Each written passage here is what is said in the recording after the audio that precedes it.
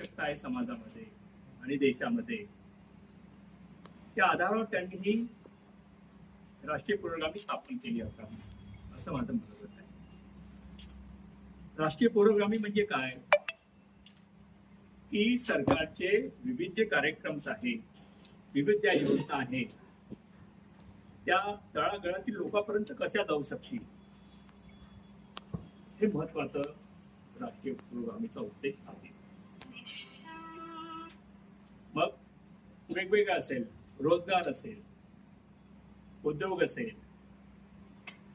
शेतीविषयी असेल, महिलांवर अत्याचार झाला असेल, त्यांना न्याय मिळत नसेल, तर हे काम राष्ट्रीय पुरोगामी म्हणजे ते स्थापन केलेलं आहे सुरवीन साहेबांनी ही न्याय देण्यासाठी. तळागाळातील लोकांपर्यंत आपण पोहोचू शकत नाही,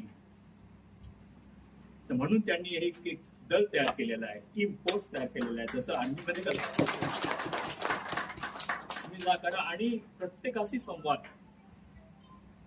प्रत्येक जण आपापले ग्रुपवरती आपले मेसेज, आणि ते नाही गुड मॉर्निंग गुड इव्हिनिंग असे नाहीये, समाजा उपयोगीसाठी जे असतात उपयोगी, त्याच्यामधून आम्हाला काही बोध मिळेल, ह्या सगळ्या गोष्टी राष्ट्रीय पुरोगामी संघ करीत आहे.